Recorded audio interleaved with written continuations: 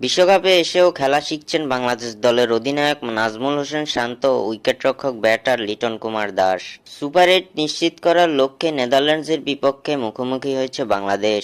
আর্নস্টবেল স্টেডিয়ামে শুরুতে টসে জিতে বাংলাদেশকে ব্যাটিংয়ে পাঠায় নেদারল্যান্ডস। ব্যাটিংয়ে নেমে নিজের রূপ দেখাতে শুরু করেন বাংলাদেশের অধিনায়ক নাজমুল হোসেন শান্ত। তানজিদ হাসান তামিমের সঙ্গে ওপেনিংয়ে নেমেই ওই ব্যর্থতার বৃত্তেই ঘুরপাক খাচ্ছিলেন শান্ত।